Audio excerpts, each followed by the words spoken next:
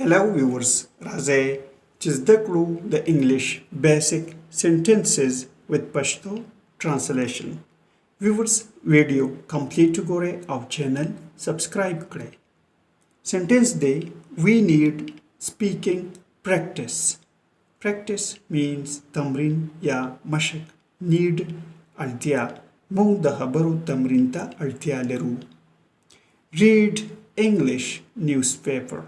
Newspaper means اخبار یا ورځپاڼې. انګلیش ورځپاڼې ولولئ.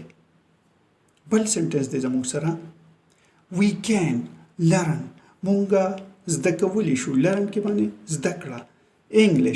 English ژبه. we can learn English. مونږ کولی شو انګلیش زده کړو.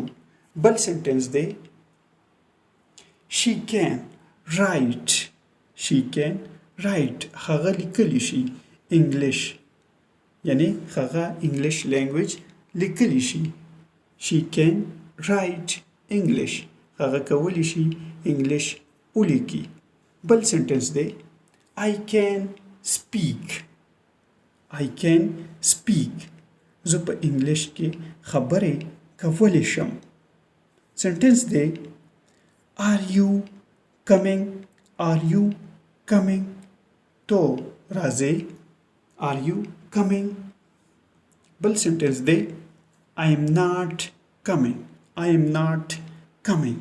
زه نه درځم. I am not coming. زه نه درځم. Yes, I am coming.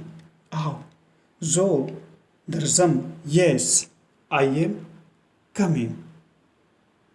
Sentence day Do you smoke?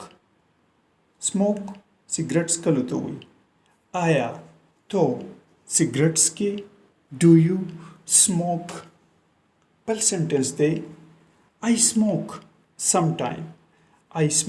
زه څکم sometimes. زه کله کله سیګرټ څکم. I smoke sometime. I will never smoke. زه به هیڅکله سیګرټ ونه څکم. ویورز چینل سبسکرایب کړئ، ویډیو لایک کړئ او شیر هم کړئ. Thanks for watching.